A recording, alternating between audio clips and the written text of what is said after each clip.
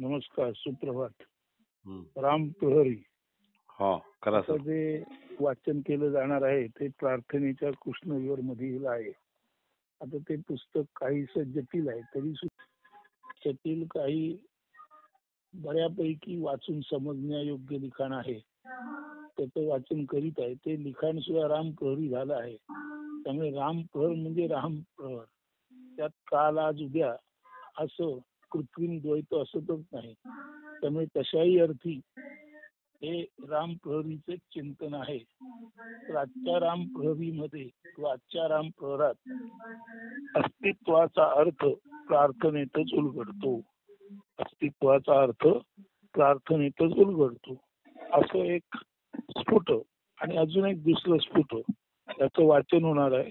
पहिलं स्फुट झालं की लगेच दुसरं स्फुट शीर्षकासहित वाचलं जाईल. तर आता राम प्रहरी पाहूया. अस्तित्वाचा अर्थ प्रार्थनेतच उलगडतो.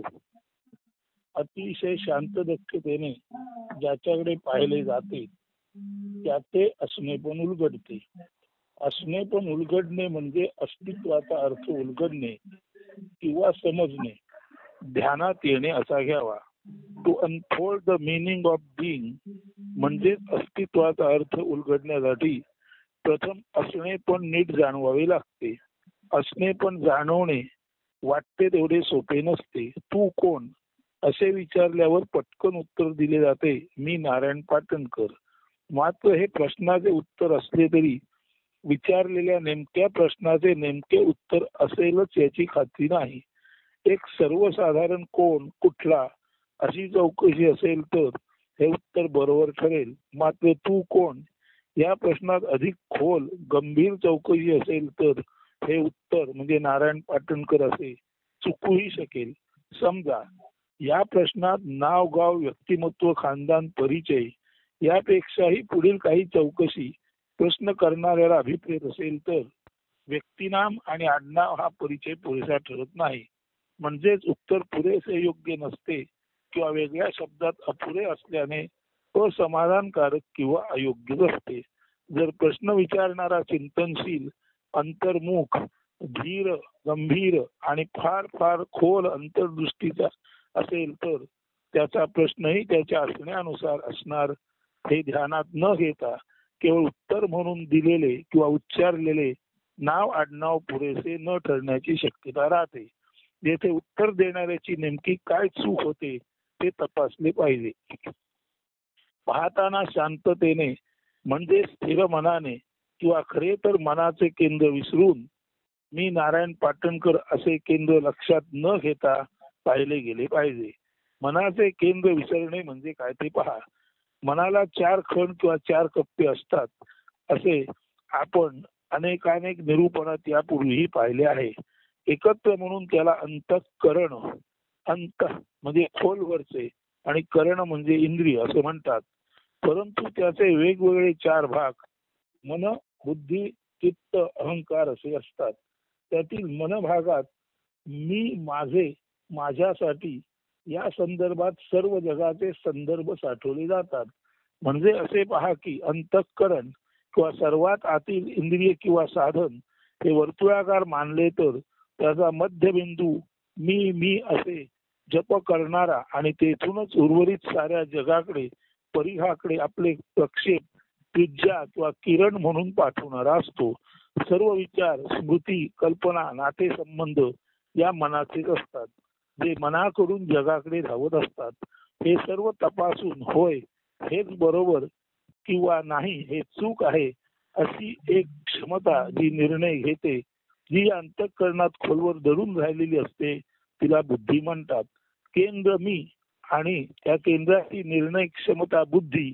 त्यामुळे आपणच आपणावर खुश असावे आणि वरचेवर स्वप्रशस्ती करावी, स्वतःचेच कोड कौतुक करावे, ध्येय मनाचे चोजले करावेत, पिंडपोषणात वास्तवाकडे दुर्लक्ष करावे असा एक तऱ्हेचा स्वघातक भाव निर्माण होतो. या अशा आत्मघाती भावाला अहंकार हे म्हणतात. मी हे केंद्र, त्या केंद्राची बुद्धी म्हणजे निर्णय क्षमता किंवा शक्ती आणि केंद्राचे आणि त्याच्या निर्णय क्षमतेचे आपापसात चाललेले कौतुक म्हणजे केंद्र मी केंद्र म्हणते वा माझी बुद्धी किती महान आहे, आणि बुद्धी म्हणते ही अशी बुद्धी असलेलं केंद्र मी म्हणजे किती श्रेष्ठ आहे. तर केंद्र आणि बुद्धी आपापसात कौतुक करतात आणि त्याच्यातून अहंकार म्हणजे आत्मघातकी भाव निर्माण होतो. त्यामुळे मन, बुद्धी आणि अहंकार या तीन गोष्टी अशा तऱ्हेने दूषित झाल्यावर आता उरते ते चित्त. ते चित्त म्हणजे वास्तवात निर्गुण निराकार परमात्म्याची जाणवणारी आपल्या चैतन्य रूप ज्ञानमय अस्तित्वाची खूण. आपले चैतन्य रूपी ज्ञानमय चित्त असणे हेच मन, बुद्धी, अहंकार यांना त्यांच्या आवर्तनात हालचालीत ठेवण्यासाठी ऊर्जा पुरवीत असते. इथे समजायचं एवढंच आहे की परमेश्वराने प्रत्येकाला चैतन्य पुरवलं आहे. त्या चैतन्याचा वापर करताना नारायण पाटणकर स्वतःला मी म्हणवतो. म्हणजे मी म्हणवणारे नारायण पाटणकरांचे जे काही केंद्र आहे ते मन आपली क्षमता योग्य अयोग्य आहे हे लक्षात घेऊन मन आपली योग्य अयोग्य निवड करण्याची क्षमता म्हणजे बुद्धी त्याचा वापर करते. आणि मन म्हणजे नारायण पाटणकर हे केंद्र योग्य अयोग्य निवडायची माझी बुद्धी म्हणून स्वतःच मन आपल्या क्षमतेवर खुश होते आणि मनबुद्धी एकमेकाचं कौतुक करता करता अहंकार निर्माण होतो. इथेच सारा घोटाळा होतो. मनबुद्धी अहंकार यांना सुद्धा हालचालीसाठी चैतन्य लागते, परंतु वास्तवात जे मूळ चैतन्य आहे माणसाच्या किंवा जीवाच्या हृदयातील ते तर निरपेक्ष आहे. तर ते चैतन्य स्वच्छ, सुंदर आणि प्रदूषित नसलेले आहे. परंतु त्या चैतन्याचा वापर केंद्र म्हणजे मन, बुद्धी आणि अहंकार याच्यासाठी केला जातो. तेव्हा वास्तवात आपल्याकडे असलेल्या अमोघ चैतन्याचा आणि अनंत चैतन्याचा गैरवापर केला जातो आणि अशा अर्थाने आपल्या अंतर्गत असलेले चैतन्य मन, बुद्धी, अहंकार या त्रिगुणी, आता त्रिगुणी याचा अर्थ हे तीन गुण नव्हे तर एकाच केंद्राचं आपल्या बुद्धीवर असलेलं प्रेम आणि मनाचं बुद्धीवर आणि बुद्धीचं केंद्रावर असलेलं अतीव प्रेम याच्यातून निर्माण होणारा अहंकार म्हणजे या प्रदूषणासाठी खरं सांगायचं म्हणजे तर अप्रदूषित चैतन्य वापरले जाते. आणि तेच मनबुद्धी अहंकारासाठी जेव्हा चैतन्य वापरले जाते तेव्हा खऱ्या अर्थाने मानवाने आपल्यासोबत आणलेल्या शुद्ध चैतन्याचा गैर वापर होतो आणि हे चैतन्य खऱ्या अर्थाने अपव्ययित म्हणजे विनाकारण खर्च केले जाते. आपण चित्तशुद्धी म्हणतो तेव्हा खरे तर अभिप्रेत असे आहे की निर्गुण निराकार सगुण साकारात व्यक्त होताना आपले मूल तत्व चित्त म्हणजे ज्ञान प्रकाश किंवा एकत्रितपणे ज्ञान प्रकाश, चित्त म्हणजे ज्ञान आणि प्रकाश याचा एकत्रित अर्थ म्हणजे आपले मूल तत्व निर्गुण निराकारातून जे आले ते मूल तत्व एकत्रितपणे चित्त प्रकाश म्हणजे चित्तातून म्हणजे आपल्याबरोबर आणलेल्या चैतन्यातून जो प्रकाश निर्माण होतो त्या प्रकाशात आपणाला जो उलगडा होतो त्या उलगड्यालाच म्हणायचं चित्त प्रकाशात झालेल्या आपल्या असणेपणाचा उलगडा. म्हणून जेव्हा कोणी विचारतो तुझं नाव काय किंवा तू कोण, तेव्हा जर मी म्हणेन मी नारायण पाटणकर तर इथे शुद्ध चैतन्याचा गैरवापर मन नावाच्या केंद्राने मी नावाच्या केंद्राने केल्यामुळे आणि त्याच गैरवापरात बुद्धी बुडल्यामुळे आणि अशा मनबुद्धीच्या चुकीच्या वागण्यातून निर्माण होणाऱ्या अहंकारामुळे खरे तर मी म्हणजे नारायण पाटणकर असे जेव्हा उत्तर दिले जाते तेव्हा आपण आपल्यातील शुद्ध चैतन्याचा गैरवापर करतो आणि नारायण पाटणकर असे जेव्हा मी म्हणतो तेव्हा केंद्र, बुद्धी आणि अहंकार यासाठी चुकीच्या गोष्टीसाठी चैतन्याचा गैरवापर केला जातो आणि आपल्यातील जे निरंजन चैतन्य आहे, पवित्र चैतन्य आहे ते वाईट हेतूने वापरल्यामुळे त्याचा अपव्यय होतो. म्हणून आपण चित्तशुद्धी म्हणतो तेव्हा खरे तर अभिप्रेत असे आहे की निर्गुण निराकार सगुण साकारात व्यक्त होताना आपले मूलतत्व चित्त म्हणजे ज्ञान आणि प्रकाश किंवा एकत्रितपणे ज्ञान प्रकाश जे प्रतिबिंब रूपे आत्मा म्हणून ओळखतात. म्हणजे आपण जेव्हा जन्माला येतो तेव्हा ज्ञान आणि प्रकाश म्हणजे ज्ञान प्रकाश रूपाने मूळ निर्गुण निराकाराचे चैतन्य आपण आपल्या शरीरात आणतो. तर मूळ निर्गुण निराकाराचे चैतन्य दर्पण रूपे एखाद्या आरशासारखे जेव्हा आपण आपल्यामध्ये आणतो तेव्हा ते दर्पण रूपे आलेले आपल्यातील चैतन्य म्हणजेच मूळ निर्गुण निराकाराचे ज्ञान प्रकाश रूपी आरशासारखे असलेले ते चैतन्य असते.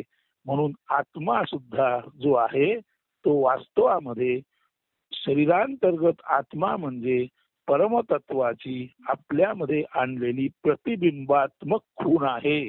येथे सुद्धा बिंब आणि प्रतिबिंब जोपर्यंत ओळखता येत नाही तोपर्यंत आपण ज्याला आत्मा म्हणतो तो चैतन्याचा आभास आहे हे माणसाच्या लक्षात येत नाही.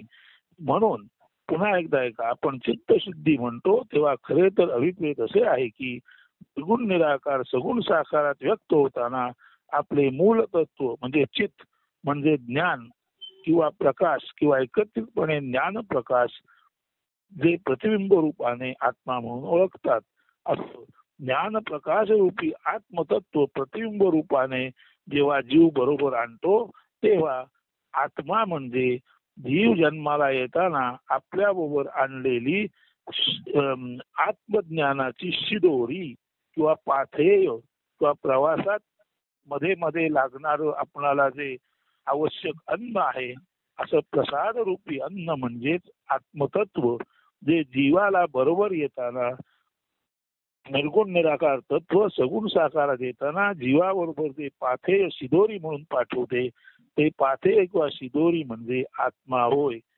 तर परमात्म्याचे म्हणजे स्पिरिट प्रतिबिंब म्हणजे आत्मा सोल होय.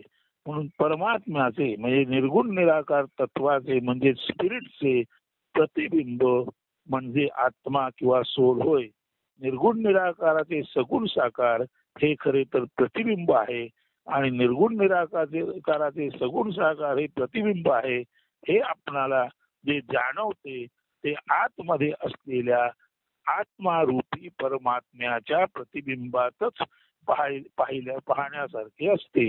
प्रतिबिंब हे बिंबाचेच असले तरी ती प्रत असते, नक्कल किंवा कॉपी असते. अप्रतिम म्हणून एक आणि एकच दिसले त्या सम नाही असे असते ते निर्गुण निराकारच किंवा परमात्मा होय. मात्र ज्याचे चित्र ज्याचे प्रतिबिंब ज्याची खूण जीव जीवनात घेऊन येतो त्याला चित्त ज्ञान ज्ञान प्रकाश त्याला चित्त ज्ञान ज्ञान प्रकाश किंवा आत्मा म्हणतात. म्हणून चित्तशुद्धी याचा अगदी मुळावरचा अर्थ असा की परमात्म्याची आत्मखूण म्हणून जीवाने बरोबर आणलेला ज्ञान प्रकाश अजिबात प्रदूषित न होणे. ज्ञान प्रकाश प्रदूषित व्हायचा नसेल तर त्याचा वापर मनबुद्धी अहंकार यांना करून न देता की तर त्याचा वापर मनबुद्धी अहंकार यांना करून देता कामा नये. तर जीवाचे सर्व निर्णय चित्त म्हणजे आत्म्याकडूनच घेतले गेले पाहिजेत. म्हणूनच शांत दक्षतेने पाहताना अंतःकरणाचा मध्य केंद्र मन नष्ट व्हावे लागते. मन नष्ट झाले की त्याच्या कामना पूर्तीचा प्रश्नच येत नाही. मन नाही, कामना नाही, इच्छा नाही. त्यामुळे मी माझे माझे करता असा अहंभावी नाही. मन गेले, अहंकार गेला. बुद्धीला निर्णयाचे काम न उरल्याने ती निवांत शांत झाली. आता मन अहंकार बुद्धी यांच्या शमनामुळे अंतःकरणात प्रगाढ शांती डीप सायलेन्स उद्भूत म्हणजे सरफेस झाली किंवा पृष्ठभागावर झाली किंवा वर आली. अंतःकरणातले 3 कप्पे नष्ट होऊन एक आणि एक चित्त म्हणजे बुद्धी प्रकाश खरे तर आत्मप्रकाशच उरला. आत्मप्रकाश हीच ती शिदोरी आत्मप्रकाश हीच ती शिदोरी जी सदा सर्व शुद्ध पवित्र प्रदूषण रहित राखणे महत्वाचे आहे. कारण ती असते निर्गुण निराकाराची परमात्म्याची अनंत शक्ती जी जीवामध्ये प्रतिबिंब रूपाने आत्मा म्हणून वास करीत असते. ती जो पाहू शकतो तोच असतो शांत दक्ष. म्हणजे एकाच वेळी तो शांतही आहे आणि शांत असून सुद्धा त्याची सर्व दशेंद्रिये ज्ञानेंद्रिये आणि कर्मेंद्रिये अत्यंत दक्ष म्हणजे परिपूर्ण क्षमतेने भरलेली आहेत. जागेपणी असूनही मन नष्ट झालेला आणि त्यामुळे मी या केंद्र आणि बुद्धी व अहंकार विरहित असा जो असतो त्याला प्रज्ञावान किंवा आत्मज्ञान प्रकाशात सदैव चिंब चिंब होऊन न्हाणारा किंवा सदैव चिंब चिंब होऊन भिजत राहणारा निमज्जित म्हणजे बुडणारा, म्हणून मनबुद्धी अहंकार नष्ट होऊन केवळ शुद्ध आत्मप्रकाशात सदैव चिंब चिंब होऊन जो राहतो, जो निमज्जित असतो, अशाच माणसाला प्रज्ञावान म्हणतात. निरागस बालक युवा गृहस्थ प्रौढ वृद्ध होता होता त्याच्यातील निरागसता किंवा विशुद्ध ज्ञानप्रकाश लुप्त होतो. म्हणजे चित्त किंवा आत्मप्रकाश मनबुद्धी अहंकार या पद्धतीने गैरवापरात आणले जाते.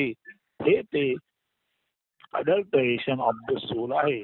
म्हणजे शुद्ध आत्मप्रकाश बालक युवा गृहस्थ प्रौढ वृद्ध, म्हणजे बालक जे पूर्ण निरागस असते तेव्हा त्याच्यामध्ये चित्त त्याच्या सर्वोच्च अवस्थेत म्हणजे ज्ञानप्रकाश रूपाने बालकामध्ये चित्त अत्यंत शुद्ध अवस्थेत असते. परंतु जसा बालक युवा गृहस्थ प्रौढ वृद्ध होत जातो तसा संस्काराच्या बेडीत अडकल्यामुळे त्याच्यामध्ये मी माझे असं केंद्र मन तयार होतं, बुद्धी तयार होते, अहंकार तयार होतो आणि मनबुद्धी अहंकार ही निरागसतेमध्ये झालेल्या प्रदूषणातून निर्माण झालेले एक चुकीचे आवर्तन असते. अशा अर्थाने निरागस बालक युवाग्रस्त प्रौढ वृद्ध होता होता त्याच्यातील निरागसता किंवा विशुद्ध ज्ञान प्रकाश लुप्त होतो.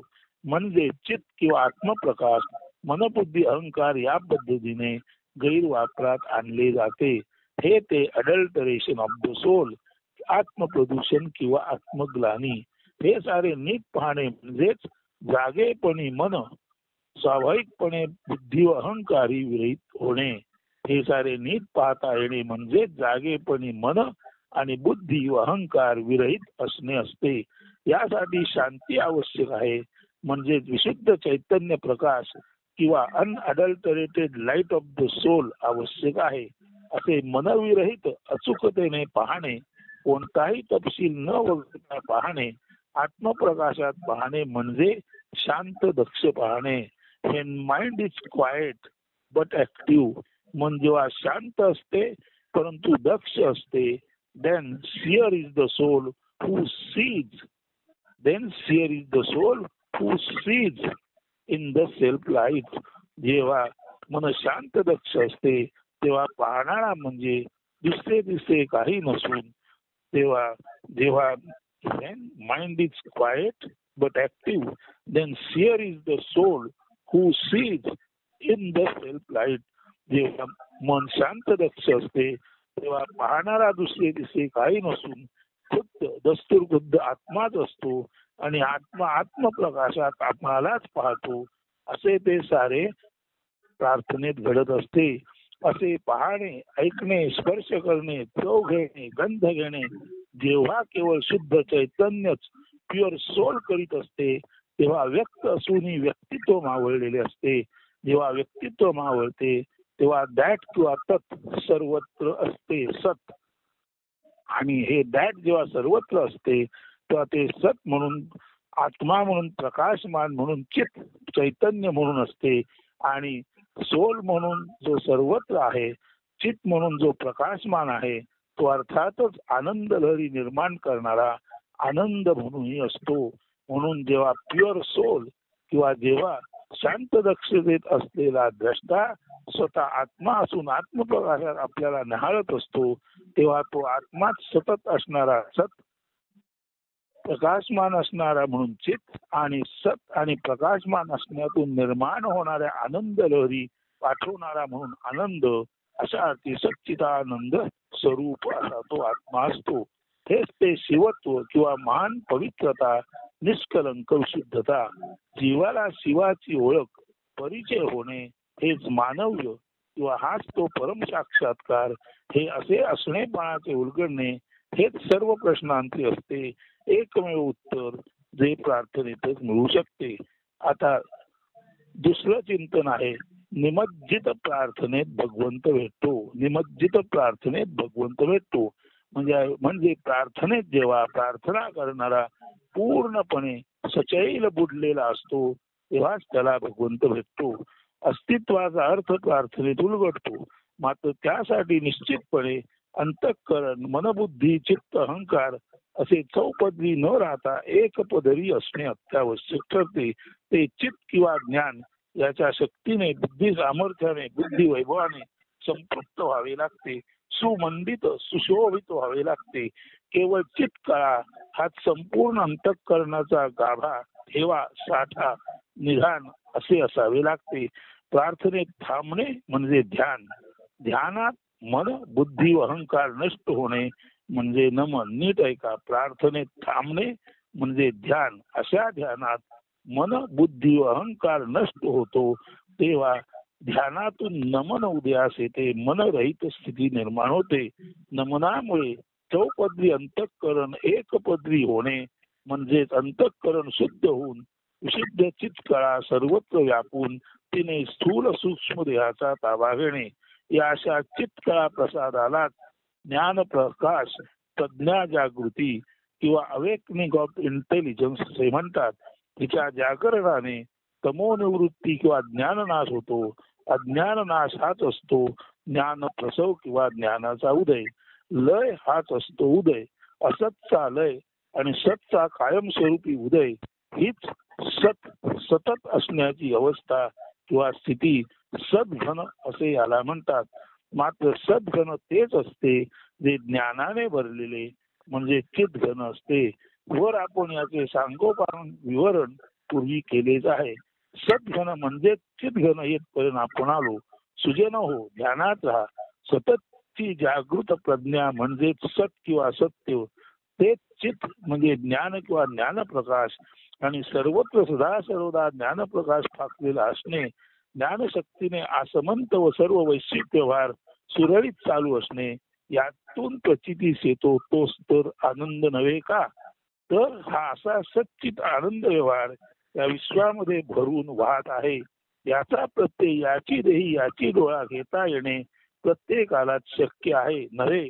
तो प्रत्येक मानवाचा जन्मसिद्ध आणि अत्युच्च हक्कच आहे. द सुप्रीम बर्थ राईट तो हाच. असा हा हक्क उपभोगण्यासाठी जो आसुसलेला, पॅशनेट असतो तो आणि तोच समर्थ प्रार्थना करून सामर्थ्यवान किंवा समर्थ बनतो. अशा समर्थाकडे आणि त्याच्या अनुयायांकडे कोणीही वाकड्या तिरक्या नजरेने साधे पाहूही शकत नाही. असे दुस्साहस कोणास होणे शक्यच नाही. समर्थ याचा मूलार्थ आहे सर्वत्र समर्थाने किंवा समत्वाने पाहणे. ज्याची दृष्टी समत्वाची असते त्याच्या दृष्टीला विषम भेदाभेदयुक्त काहीही पडू शकत नाही. याचा परिणाम म्हणून असे समर्थ समपाही, समराही, समत्वी विचरे, समत्वी आचरे, तोची समर्थ ऐसे जाणा. त्याची प्रतिपाळे पंढरीचा राणा, गोकुळीचा कान्हा तोची, अयोध्येचा राम राणा. अशा विश्वासाने जीवन गंगेत जो निमज्जित डुंबत बुडी मारत असतो तोच समर्थ असतो. आणि जो जो समर्थो असतो तो कसा असतो ते पुन्हा एकदा ऐका.